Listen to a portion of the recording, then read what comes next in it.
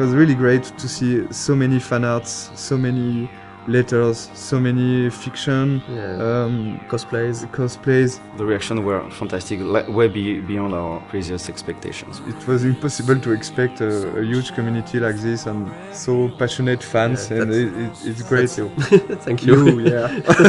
We started the project by making the game we wanted to make for ourselves, but at the end it's really making a game for the players, because that's what's important.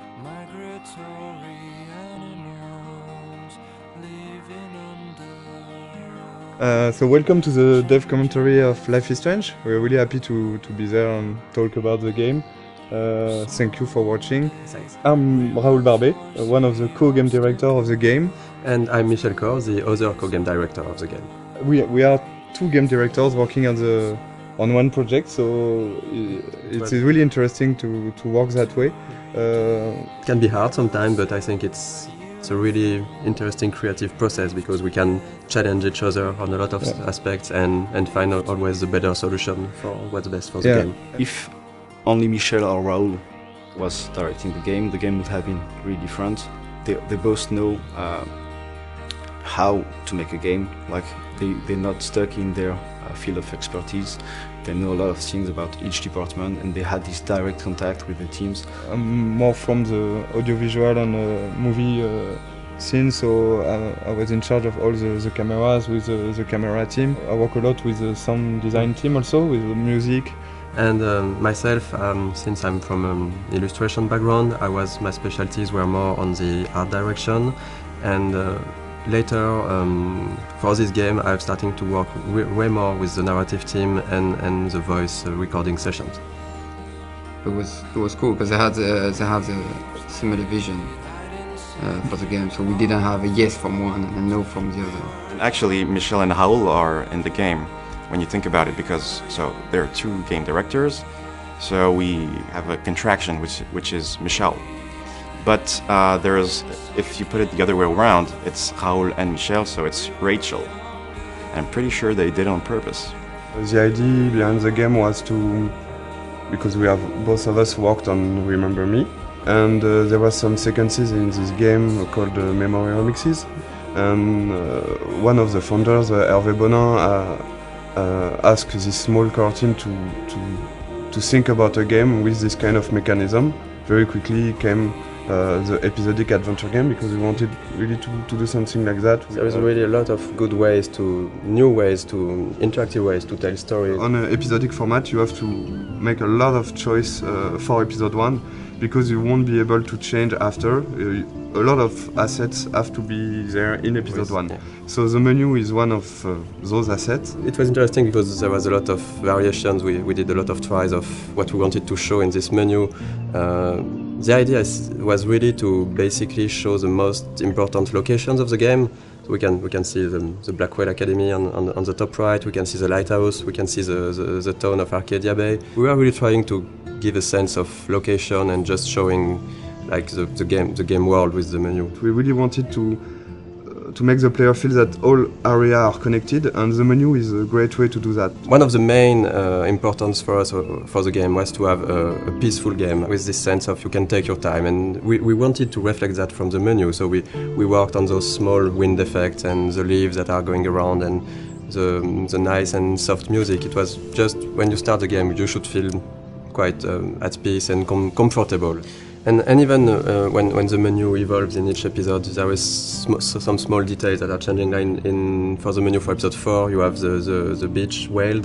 That's this kind of details we wanted to just add with the variations of the menu. The game takes place in Oregon, in the Pacific Northwest, in the United States. When I went back there on vacations, I've seen a lot of places that really looks like what we did in the game. So I guess it was a really big job of references to be sure that everything was correct, but it's also something that's really exciting about making a game, that you have to look at everything and to reproduce reality, and with, of course, our own lens and stylizations, but we really wanted this to feel like being in Oregon.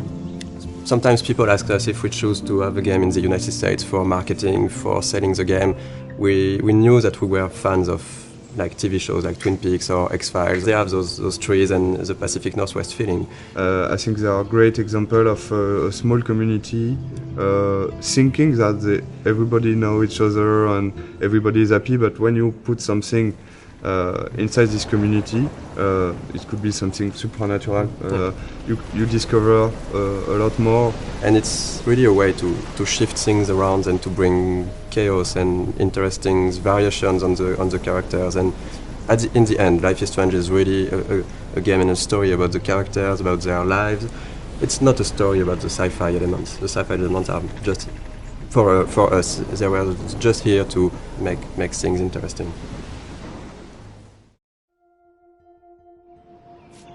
Okay, so let's play the game and... Yeah, let's play Life is Strange. So this is the very beginning of the game. I think this is one of the very difficult sequences of the beginning of the production because this is the first time the player will see what the game looks like and will be inside the story. So we got a lot of discussion about this one and a lot of discussion about the shots, how we are going to present Max's character. The important, as this is a video game, is the player to know where he has to go and the objective of each scene. This scene is a link to the end of the game, of course, and it's also to close the loop and begin with this scene. And when you know the end of the game was something we really wanted to have, so we can see all the FX, and we've got one FX artist, very talented, Thomas. Here you can see a lot of his work, all the particles, the tornado. We took a lot of time to work on this tornado because when you're working on an episodic game, it's important to still hook the player from episode 1. So that's the kind of discussion we had about the reason to when should we put something that has a bit more impact and that feels something that shows the player that there is something bigger. So this introduction was a bit like that. We wanted in Life is Strange the player to always know what Max is knowing and to just be with her. At this moment, Max doesn't know where she is and the player doesn't know it either.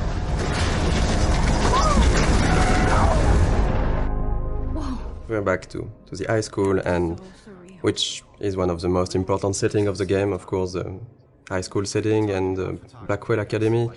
High school is something where the player will feel comfortable because he knows it, but the transition from the cliff to there is the twist of having something really different, and that should hook the player to say, oh, it's not just a teen story, there is more to it. And then, of course, we can go much over than that and twist it and change the characters. But it was an interesting starting point creatively. This kind of introduction is really important because in one sequence with some shots you have to discover all the different characters, the main ones, so you will see of course Jefferson, Kate and Victoria. And it was quite hard to decide between not showing too much, to not break the idea of the game, to not be too big compared to what the game would be after. There is a lot of themes of big ideas on the game, and of course photography is one of it, because photography is still a way to look back to the past. It's linked to the theme of rewind and time manipulation and nostalgia. And that's one of the reasons why Max came back to Arcadia Bay to attend this photography class. I think for the player to be like Max back in this town when she don't know everyone, but you've got to respect the schedule. It's really, as a player, something great to discover. Also, the lighting was really important in this scene to break the cliff ambience by this sunny atmosphere and all this light coming from the windows. And maybe we decided to have a private high school rather than just a regular high school of course for the photography course, but it was also to be able to have less students because we wanted the story to be a bit more intimate. We didn't want it to be like this huge high school with so many students. But based on what the player is doing, you can really learn more about them and see that they're actually not just the stereotype and the archetype you would think they are. This is still a perfect example of how episodic is hard, because if you look closely at this poster, there is a mistake on it. It says that the exhibition takes place in the De Young Museum of Art, when actually it's not that. In episode 5, it's the Zeitgeist Gallery. We have a really great community. So thank you guys. And people found out this mistake, and yes, it is a mistake. It's when in episode 5 we found out that we couldn't be a museum. It was too big, so it has to be an art gallery. So we changed the name, and yes, there is a mistake like this in episode scripted Tell me one. how cute I looked yet. I was about to. Getting you Welcome to the real world. just cute. We really wanted to have this feeling of being part of a whole high school. So it means a lot of people, it means bullying, it means difficulties when you're a teenager in this kind of world. Showing the different cliques and different kind of teenager. I think a lot of players love this introduction. The use of music here is really important. Is as Max feels insecure in this atmosphere, we wanted her to isolate, and the music is a great way of isolate yourself when you just want to be on your own. And so since the beginning of the game, we were working with licensed tracks, licensed music. We test when we are testing and prototype some scenes. We put some licensed tracks from artists we love. Scene Matters was one of them. And when we asked Jonathan Morali, who is the lead of Scene Matters, if it's possible to use his music, he's a gamer, so it was really happy to have this new experience, and for us it's just incredible to work with him. And this kind of editing is really difficult to do, because you have to choose the important moment in a song and to choose the right images. Because our writer Jean-Luc has written many scenes built around music. The edit is based on the music. It's not the other way. The music is really important in the game. It explains a lot about the characters, because the choice of the music, the choice of the artist means a lot. For example, Chloe won't listen to the same artist as Max. For the anecdote, for this guitar part, we asked the lead singer of Scene Matters to take his guitar and to play on top of Gonzalez's song in a clumsy way, to be sure that it would be like Max playing guitar.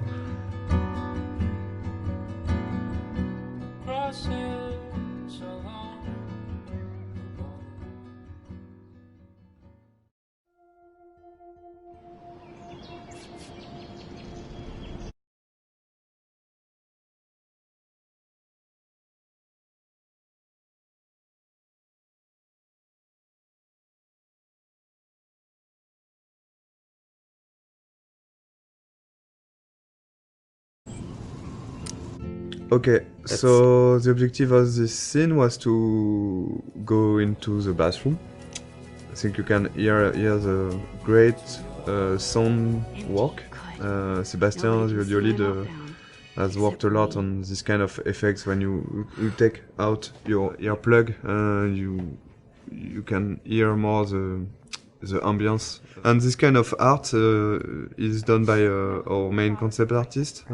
We got like 4 concept artists working on the game, with Edouard, who has made a lot of artwork. He was the one concept artist. So basically in the beginning we do a lot of documentation, like we do a lot of research from all those pictures we can find on the internet. Every room, every character needs to tell you a story, who they are, what they do. And just for following the scene, even for the mood, when it's still the rhythm of the game. So we wanted this scene in the bathroom to have a really cold and harsher and more contrasty lighting, to be different from the soft and warm lighting from the art class before. Seeing this scene, there was here one of the mistakes we have done with the game. For example, when Max is tearing apart the Polaroid. In fact, I don't know if you have tried to tear apart a Polaroid, but it's quite impossible. Yeah, you can. We tried it. You can't do it. It's too strong. It's plastic, and it's impossible to tear it like she does. But of course, there is a lot of symbolic behind this, and so we decided to keep it, even if it's non-realistic. Maybe it's a bad Polaroid quality, and we can do it. So you can see the butterfly coming in from the window. Of course, there's a lot of symbol behind this. The butterfly, of course, with all the butterfly effects thing, and the fact that Chloe has got some butterflies on her tattoo, and the color of her hair based on the color of the butterfly. Really something we wanted to... Here the blue butterfly is really, really important, and of course at the end of the game it's much more important. One of the fans' favorite, and of course a character we really love, Chloe. She's She's one of the most important characters because at the end the choice is about her. It was really important to create this character the best way possible so the player would learn to care more and more about her. But we really wanted her to be not that nice at the beginning, so when she's evolving during the different episodes and she's getting nicer to Max, people would care even more about her because she changed and she likes the fact that she changed. If she was the nicest person from the beginning, it wouldn't be, I think, as effective that her going forward and changing toward Max. Sometimes some players hated Chloe during the first episode, and I think it's not a bad thing because you can dislike a lot of things about her personality. And after in episode 3, and of course at the beginning of episode 4, there is really something more to this character, and I think it's like having in real life with a friend. There is always some things you don't like. And the relation between Max and Chloe talk about that, and I think it's really interesting to see how the player will learn to like more and more Chloe. And I think it was one of the biggest challenge of the writing process because we have 5 episodes, we have a limited amount of time, and we need to find the good beats and the good pacing to make those characters evolve. It's a really intimate story, and it's mostly just centered on just emotional moments. All of the major choices that you make in the game are emotional. The heart of it is the relationship between Max and Chloe. It gets really dark and things get really hard for Chloe and really emotional. In the game, one of our goals was also to be able to talk about real life issues, about some social themes and difficult themes that can be experienced in real life. I mean, it's different to other games where there are bigger issues like situation of life or death or war or stuff like that. And in this game, we wanted really to focus on more human issues on a smaller level. The mood of the game and the themes of the game. It's the themes that we tackle in the game are not something that you see often in other games. We try to be mature about it. We try not to force it onto players, and we try not to be too brutal about it. We have issues like domestic violence, family issues. So talk about drugs, alcoholism, depression. It's part of a reality, and I think it was really important for us to not avoid that. And I think it's a great video game is also a great media to talk about that, because as a player you will be involved maybe more than just looking at a movie or reading a book. You will be really part and actor of this experience. We were not sure that Square Enix, the publisher, would approve all the themes, the intense scenes we have, and how we deal with them. And really early in the discussions, we were relieved to see that they didn't want to change anything. They just wanted to make sure that we deal properly with the scenes or themes, and this is exactly what were our intentions. So it's again a key scene for episode 1. It's the first time you see Nathan and Chloe. First scene with the character is really, really important. We got a lot of information to give to the player. And we needed to show that Nathan was quite a troubled child, a teenager, I mean. So this is him talking to himself at the beginning. We had to fine-tune and to find the good words to use. Then we see Chloe for the first time. We have to show what's her character. So she's direct and a bit pushy to Nathan. We need still to understand what's happening. So they're talking about money, about drugs. We had to find the right hints to give to explain things. So we don't want to lose the player. Nathan Prescott is a punk ass who begs like a little girl and talks to himself. You don't know who the fuck I am or who you're messing around with. Where'd you get that? What are you doing? Come on, put that thing down! Don't ever tell me what to do. I'm so sick of people trying to control me! You are going to get in hella more trouble for this than drugs. This scene, this is the starting point of Max discovering that she has this weird power, because basically this adrenaline rush and looking at Chloe getting shot, that's how she can trigger that for the first time, and she don't know really why, but that's the seriousness of the situation. Then you go back in the art class. So we really tried on this scene to show the déjà vu feeling. So the editing and the shots were there to give this weird feeling to the player that, okay, I'm living that again and again, looking at the different moments that the player saw the first time in this scene. So yeah, for the editing in this sequence, we wanted to keep the same elements, but not necessarily the same shots. You can see that first 3 shots are the same, I think, and after we begin to change a little the point of view. So you understand that there are the same events going on, but just seeing from a different point of view. And I think, to be perfectly honest, we don't have a good explanation for why she's going back to the art class, because we needed it. I've got one, but I will never tell you. I don't think it's a mistake, because we also needed to explain to the player, so the player can learn how things are working, and it's quite hard to do.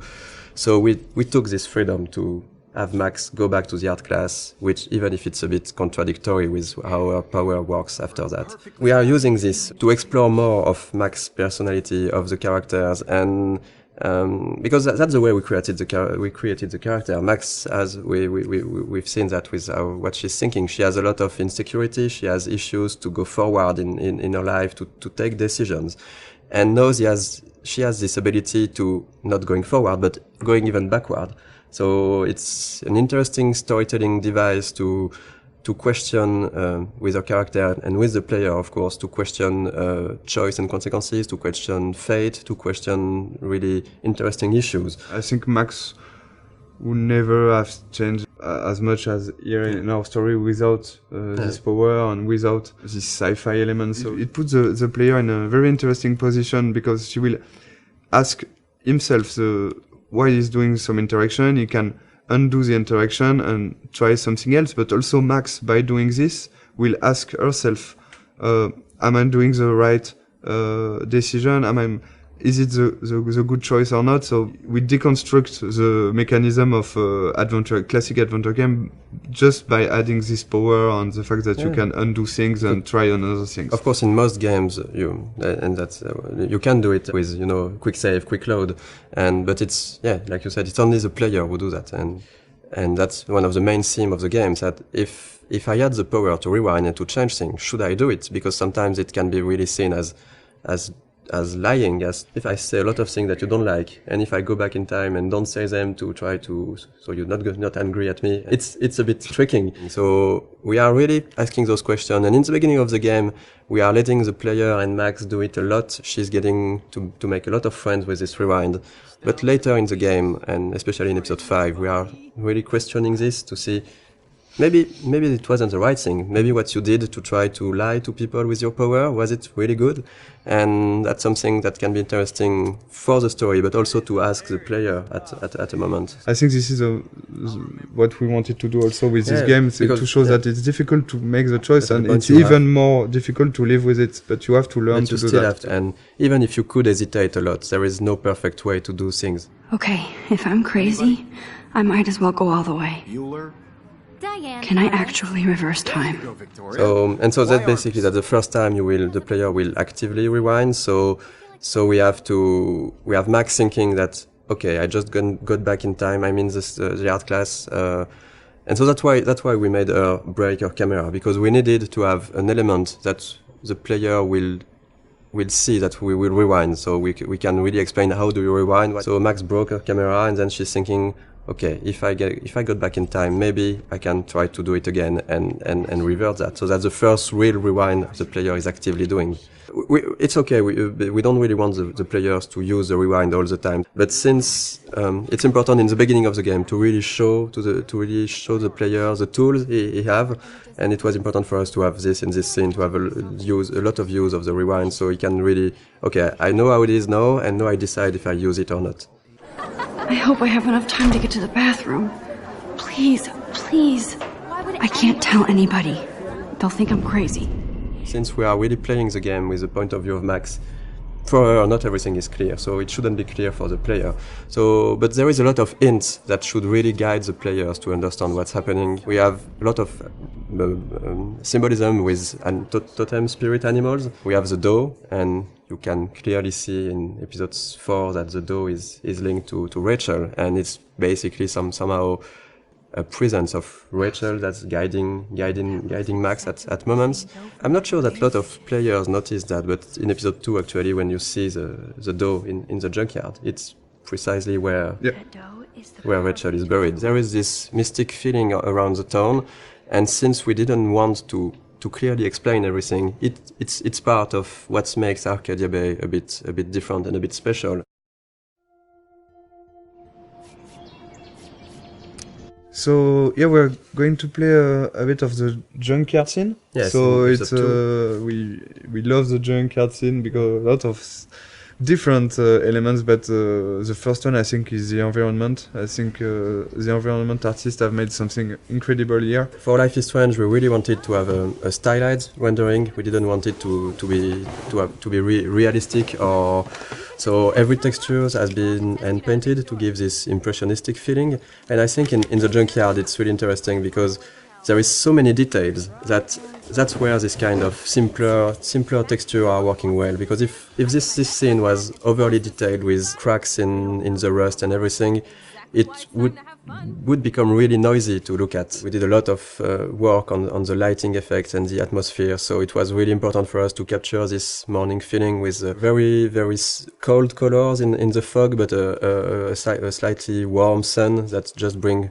some soft and warm feeling to the scene. This scene is also a good example of what we want to do in terms of environmental storytelling.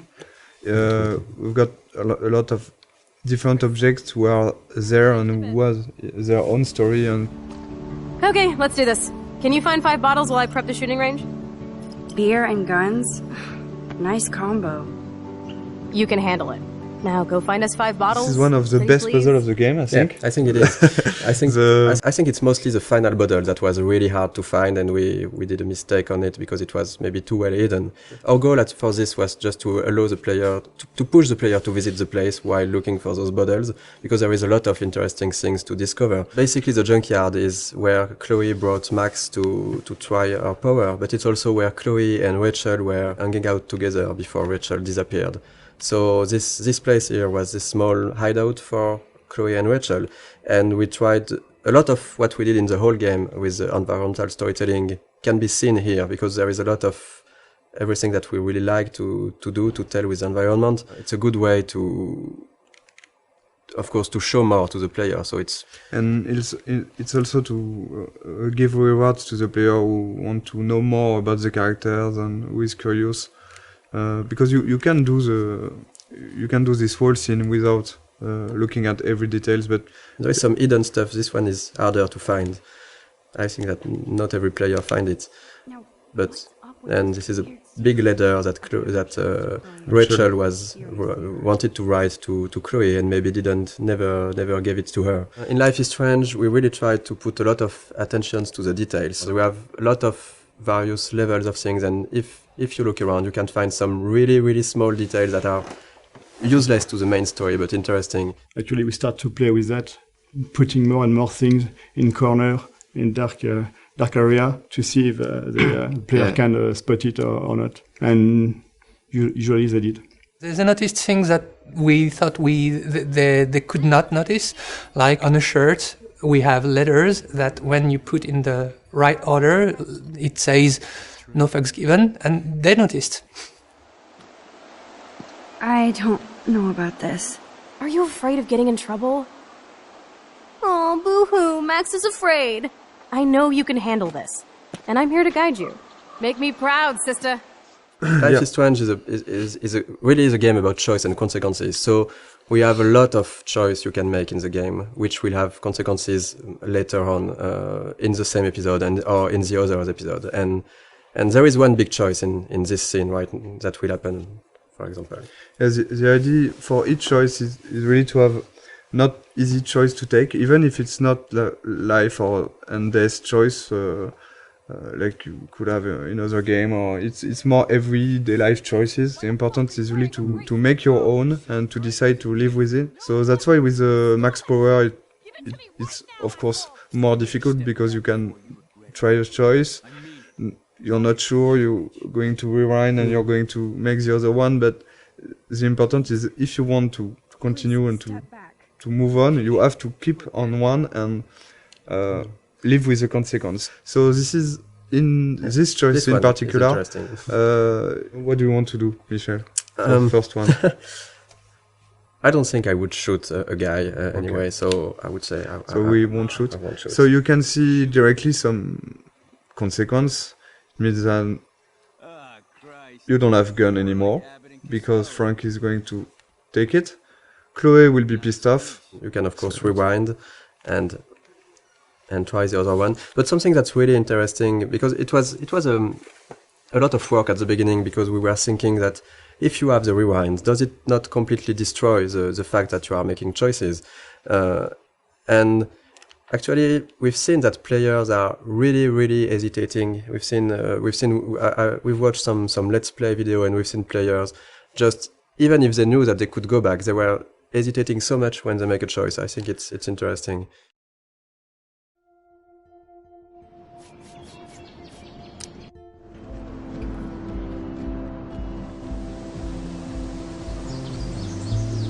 Here will be out of the campus for the first time for the player. So this is the first time the player will be able to use his power when he wants. He can do before, but there was no so many interaction and puzzles. Here there was we really wanted to have a lot of different things to do, talk with people, use the power just to see fun stuff. But we use this kind of environment for the players who like to take their time and just to talk to characters, to look around. It really gives a sense of presence to Max, to the world. The important aspect of the game is really to give some rewards to the player who want to do that and to want to take his time. So with this kind of sequences, for example, we give what we call a reward, but in fact it's just new element of the game. For example, here you will have new layer of music. You can hear some new layer of music. You will have all those camera shots that you can't have inside the classic walkthrough and classic gameplay in third person. So this kind of beautiful shots you have only because you have chosen to take your time and to sit on the fountain. So the music, the shots, and of course the voiceover of Max also at the beginning. We hear what Max is thinking just here. So this kind of rewards will push, we think, the player to do that again and again. So this is really something we wanted to have. In this game, it's always feeling a bit like what Max is feeling, and it was we really wanted to focus on those moments. It was really capturing the moment when you can really take your time to reflect on yourself, and that's what Max is doing in those scenes. That's something that not a lot of games are doing, to let the player take his time, because in a lot of games it's just like you need to go forward, you need to go to this checkpoint, you need to do this and this.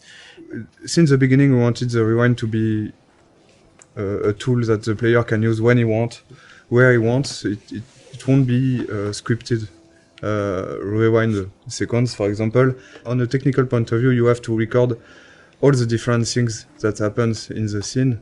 Since you can rewind time, you can basically be at any part of the scene at any moment you like.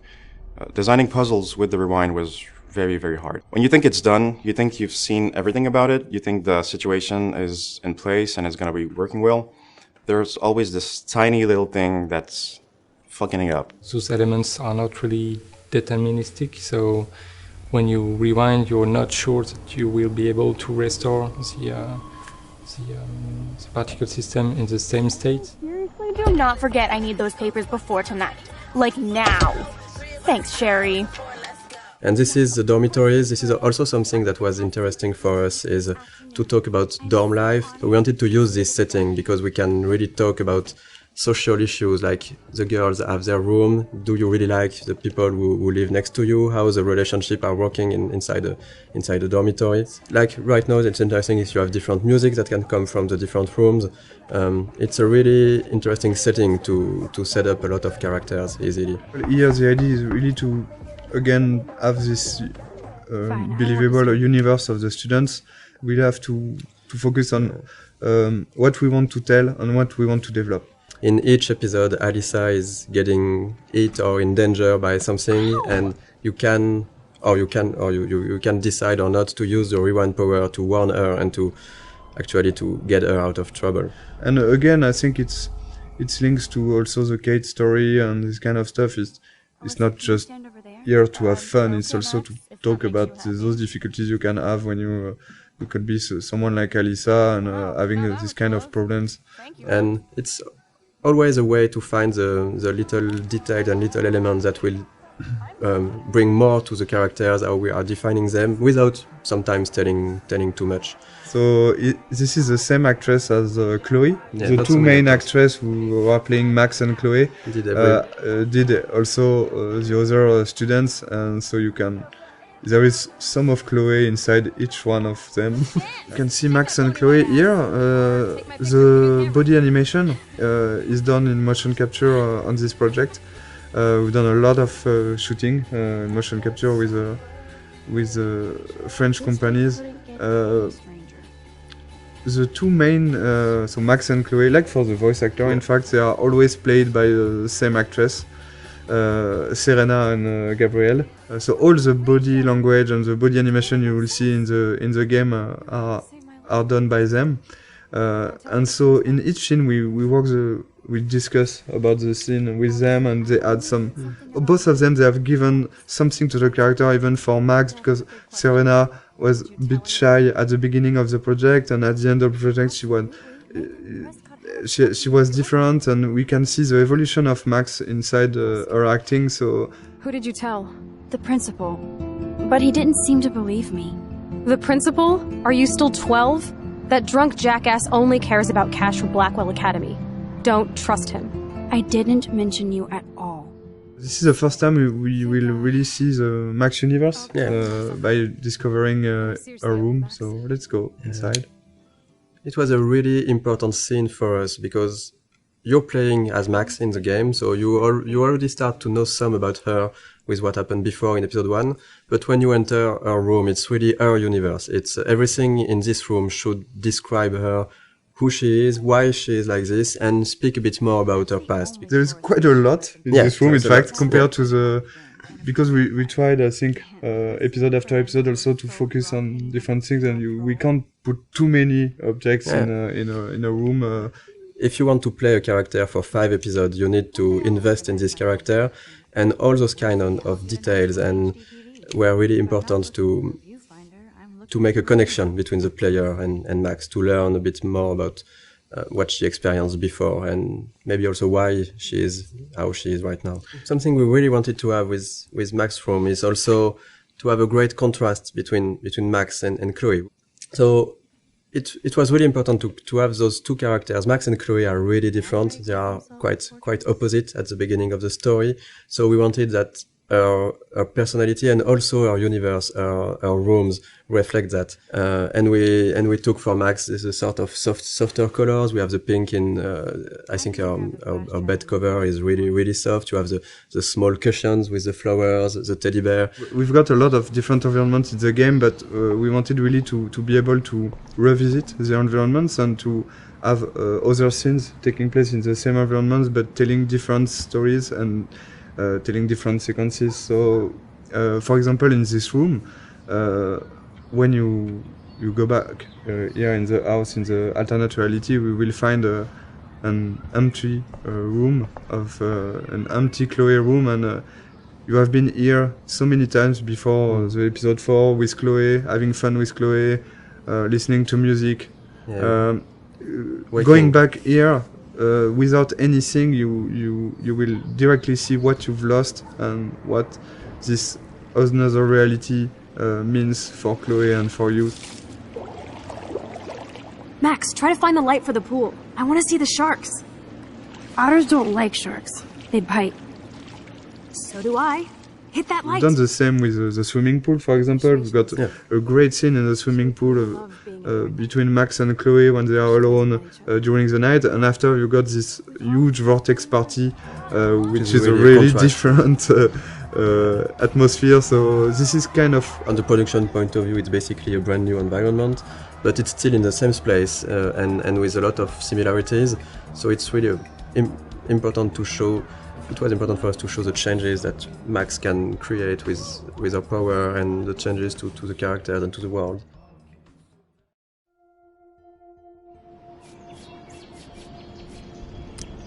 Stop treating me and my mom like we're your family platoon! Hey! Leave Joyce out of this! I wish you'd leave Joyce! Like now! Seeing this kind of family violence, and it's something you can have encountered as a player. I think we all know some people who got some difficulties, and you can have by yourself also. Here, the choice you're going to take will have consequences on the relation between Max and Chloe, but also on her father.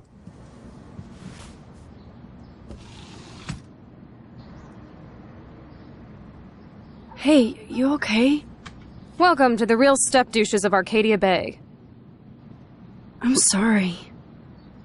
For what? He would have been a bigger dick if he caught you in here.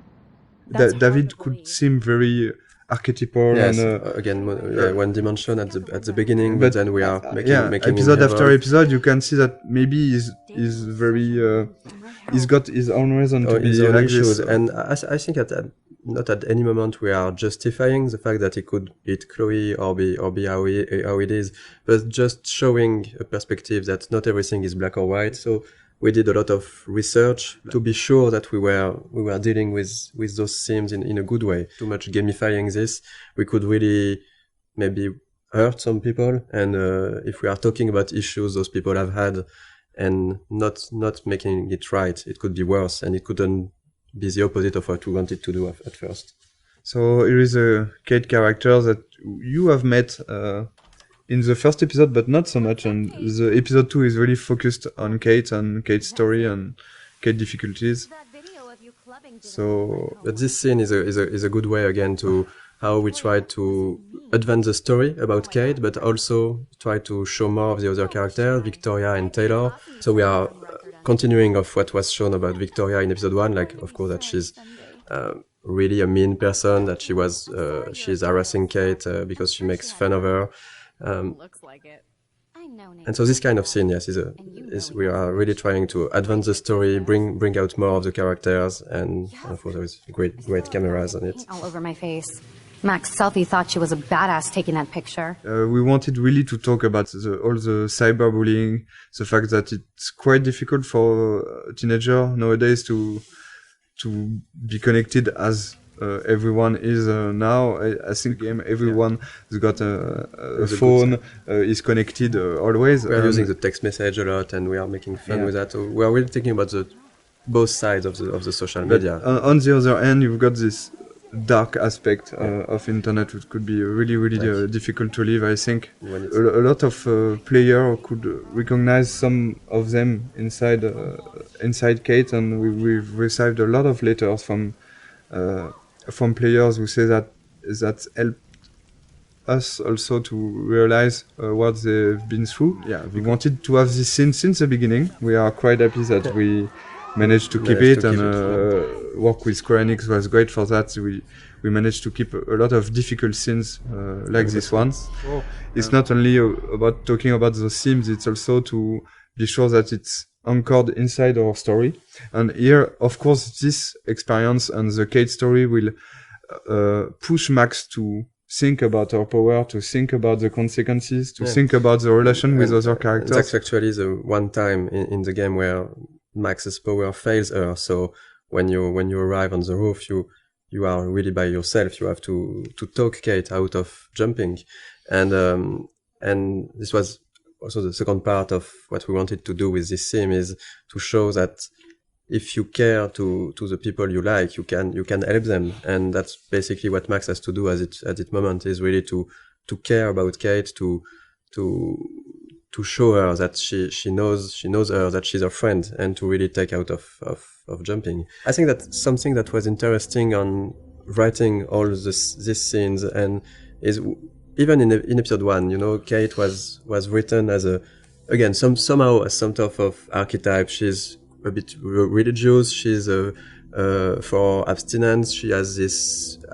basically pro-life ideas. So maybe some of the players could think that she's boring character, but the way we evolved her and write her in the other episode, we really wanted to show that even if you go past the first appearance of someone, that's something that you might feel not interesting or different to you, you can find really good things and interesting things in each person. And I was really happy the way that the community reacted to Kate as a character.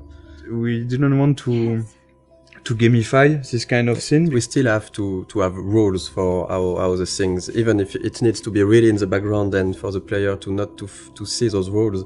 But in the end, we still need to create the scene with the scripting and a way to make it work. So it was really hard to find the good balance to make it feel the more transparent as possible for the player and just find a good way to have the feeling that it's really a dialogue between Max and Kate. And it was a really hard one to write. There is a lot of branches, there's a lot of variations, and I think even in the voice recording it took a really long time. It was one full session just for Hannah and Diane who plays Kate.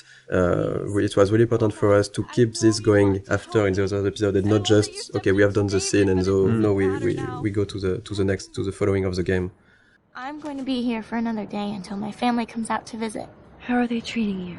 Like they need to protect me forever.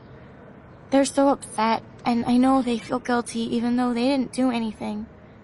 I was surprised how many we wanted from to talk about this theme of euthanasia, but to find a way to talk about it that would be respectful for any sort of position. Because it was really important to not try to say this is right, this is wrong, and to let the player really see how he wants to play this scene at this moment based on what he felt for the situations, for Chloe, for her parents and everything.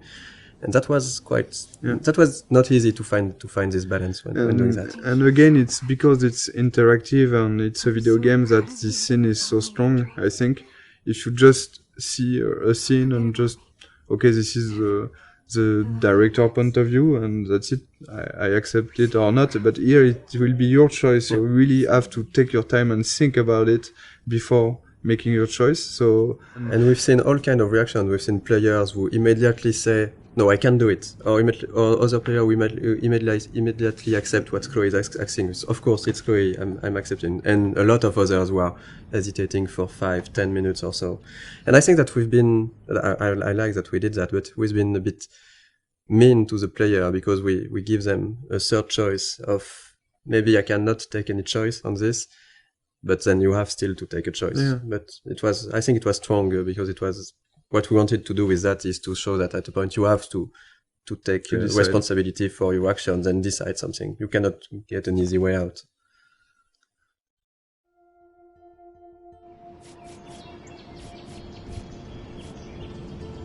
We took a lot of photographs, even some of the no weapons, the no bullying, no weapon. Yeah. We took photographs in some high school in. It wasn't in Oregon, but it was near Washington, so it's still in the Pacific Northwest, near Seattle. And we took some of those, we just adapted some of those posters. And even for example, like this for the map, we did a lot of research, finding real maps of real buildings and trying to be quite precise with the scale, the layout, the locations, because we really wanted everything to feel genuine and to, sometimes you can go really wrong in a game if you just start to forget about the scale and the detail. So we really wanted to have things right, like having this kind of fire hose at this place. And since the game takes place in October, and we are in the US, there is already a lot of Halloween decorations and stuff like that. We wanted to have the game anchor in reality, but also of course, we have a lot of references. We are huge fan of some TV shows, of books, of movies. And I think that in Life is Strange, the setting was really good to have a lot of those Easter eggs that will speak to the players and put the game into a pop culture reality. So there is a lot of stuff that is scattered around the game. If you look at every license plate in the game, you'll see that the letters, they are meaning some. In episode 1 is titles of TV shows that somehow we liked or that were somehow inspiration in some part for the game. In episode 2, it's movies. In the dormitories, you have the room. Which Red Rum, someone wrote Red Rum on the slate. It's the number of the room in The Shining. Yes, and so it shows that we love us as developers the movie, but also that the characters in the game, of course, know about this movie because it exists in their real world and they are making jokes about it. We knew that we had to hire an American scriptwriter. We sent some tests to few writers that were recommended and we knew. And Christian Divine, we had a Skype with Christian. After maybe 2 minutes, we all knew that it was going to be him. I had this kind of vision of him in the office, working with us. Since we've chosen him, he was at 100% and even 200% in the project. With us, he completely understood what we want to do with the characters and with the story and with the different themes we wanted to talk about. During the motion capture session, we ask the actor and the actress to when they meet Max and Warren meet the first time here on the parking lot, we ask them. They were trying to kiss themselves, but you can't do that in the United States. In fact, as French, we were thinking that it's cool. They are going to kiss themselves. Warren tried to kiss Max, to kiss Max on the cheek. We've never done that, so we changed after a discussion with a writer and a lot of friends. We said, okay, we should switch to a hug. So we changed the animation to have just Warren try to hug Max and not kiss her. And this is a kind of mistake we can do as French people. So we have to be very careful about that. And it was really good because in France you can. Yeah, in say France, hello by kissing a girl like this, by just having a peek on the cheek, and not in the US. And this is the kind of stuff where having an American writer was really needed. We made some other mistakes, like on this parking at the beginning we had the parking spots which were really small, and Christian said to us that this is not American parking spots. In the US you have large parking spots because we have big cars, so we changed that. And we did that for various things, like sometimes a sign were not at the right position or something that was not perfectly true to reality. So, Chloe's house. This is the very, very first scene we've made for the game. So this is really the scene that we have modified a lot to create Life is Strange. This is also the scene with which we sold the game to Square Enix. That's the scene we showed to publisher. The first time I tried the game, it was the Chloe's Room, a really early prototype, and it felt fantastic to play it. I was literally smiling while playing it because the scene was working really great already. Even though the environment, the characters were not final, it was really really good to play. And we decided to use this scene because every mechanism is here, but there's also a scene that shows really what Life is Strange is, because it's a story about those two girls trying to reconnect. We had the two main characters. We had strong issues with what happened with David later. So we have the environmental storytelling when you're visiting a different part of the house. We have Zen sequence. It had the feeling that we really wanted to push for the game. This slow-paced, nostalgic feeling. I think that this scene is really a really good one to show that in episode 1. At the beginning, it wasn't exactly like that. We got different outcomes, and so the scene which is in the game now is really different from the very first prototype. At the very beginning, it was only the arguing with David we have done in motion capture, and I've played with Jean-Luc, so Jean-Luc... You were doing Chloe. Yeah, I was playing Chloe and Jean-Luc were playing... No, I was playing David. And Jean-Luc is a great writer who has written the original story. So we have played all together because we didn't want to... We didn't add the money, in fact, to have a optic motion capture shooting. So we try by ourselves to have animation for the prototype. And the animation is quite ugly. The characters also are the ugly. first version were ugly, and there were at the beginning no textures. We had version with only the grey characters. We were really weird without hair, so we had a hairless Chloe. And I think Max is quite frightening. The smoke and all the FX elements, they are made following the same idea as non-realistic, but like it looks like undrawn smoke a little. But it's really, really beautiful, and our FX artist has made a lot of FX like this. We can see also the wind outside. The wind effect are really beautiful. And we tried to be as close as possible of the concept art. Like, ideally, the game, we wanted it to look like some sort of animated concept art. And I think it's really the 3D environment artist and the concept artist, they did a really great job on that, because if you look at the concept art for this room and the 3D final scene, it's quite pretty close. We have those low detail textures, but this feeling of light but it's a lot of details that we tried everywhere. Even if the lighting, if you look just at the light on the drawer, even on the light, we have this small bending that gives the feeling that the light is hand-painted. So we did a lot of work on everything, on lighting, visual effects, textures, to have this cohesive style.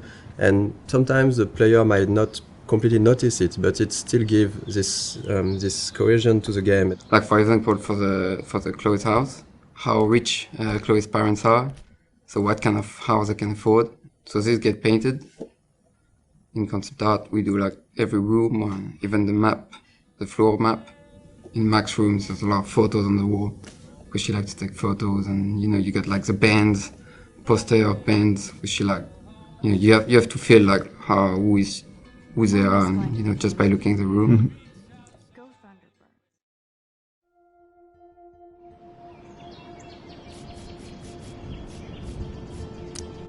One of the most challenging part of working on the game with an episodic format was to create those two characters in a way that would really appeal to the player. So when you arrive to this final choice at the end of episode 5, if you wanted this final choice to work, we really needed the player to grow to love Chloe, to really get attached to Chloe.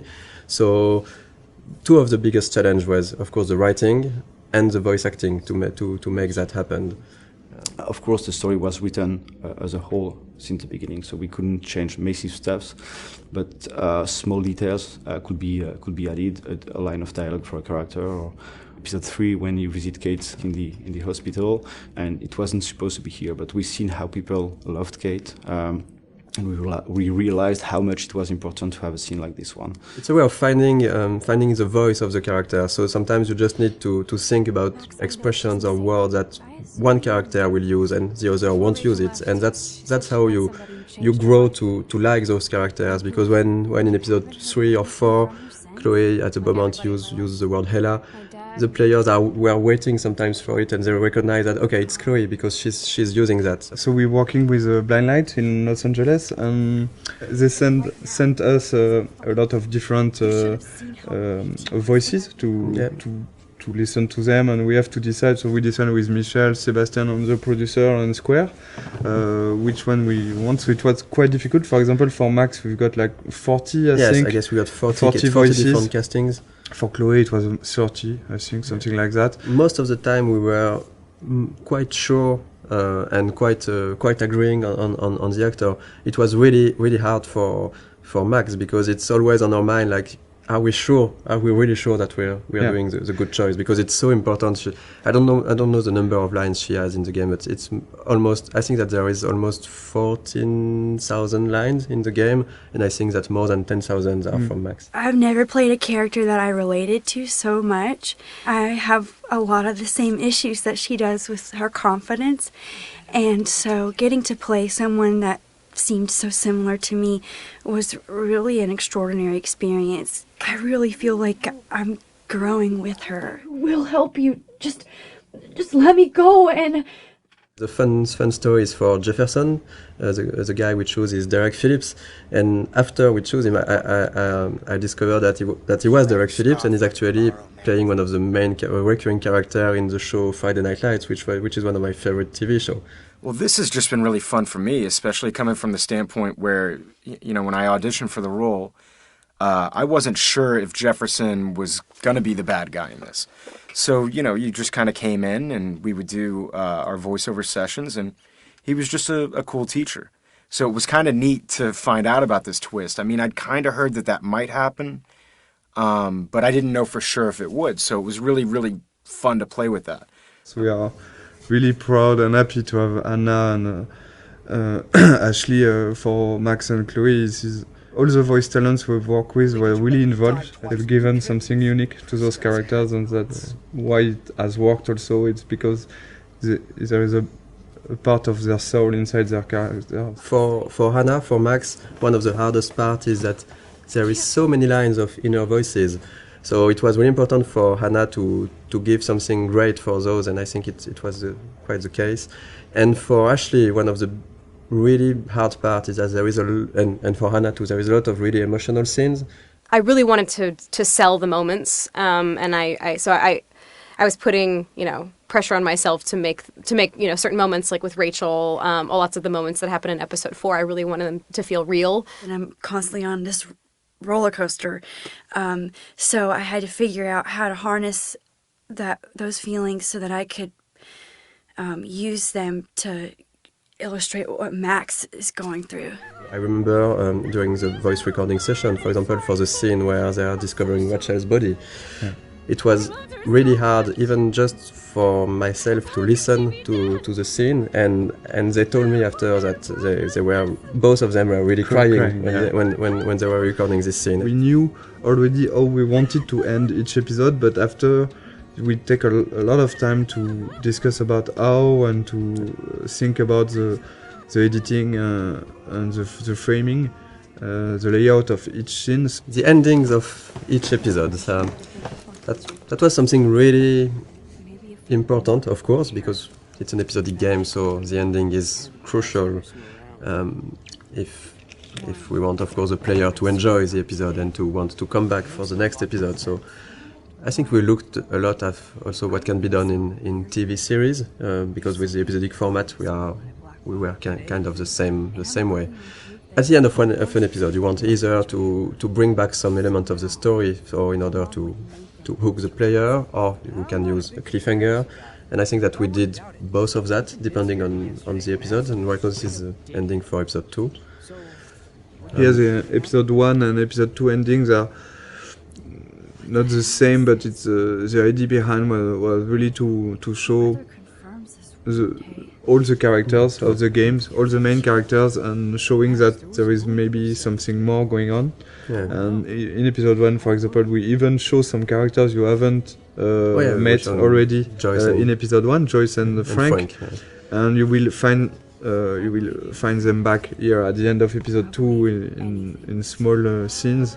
And we really wanted those in episode 1 and 2, those ends to be like a wide description of all the characters and all what's going on, and also showing other aspects of each character. For example, seeing David on the with his head on the shoulder of Joyce, seeing Victoria and Nathan in Victoria's room, seeing the principal and Jefferson arguing. This is kind of small hints that maybe will push the player to want to see more. Because this is basically the only moments where we are seeing those characters when Max is not seeing them. Exactly. And so we can just bring a bit more. We are not telling too much. We are just bringing a bit more on those characters, a bit of sort of mystery. And this goes with the idea that everybody might be hiding something or might be a bit different. Like Victoria here we can see her crying when clearly this was not the way her character would behave before. And having Nathan going into her room, we don't know what's happening between the two of them, but it's still bringing a bit of mystery and interest for the characters, for the player. When we worked on the cliffhangers for episodes 3 and 4, of course our goal was still to have a twist. We were really trying to go on with what was important for the story and not just having the shock factor. Maybe just want to thank you for all the gifts, all the support we have from you. Yes. And thank you very much to be so active and so passionate about the game, and we're really No. happy to see that those characters and this story and those themes means something also for you. This is why we are doing games. So we're really happy. So thank you. Yeah, thank you so much. We really think that we have you are one of the best community we've seen for games. I'm going to cry, Michel. Yeah, and this community is really nice. I didn't see a lot of bad words. You know, sometimes in video games community can go easily wrong, and it was it's really pleasant to read and to read everything that the Life is Strange community has to say.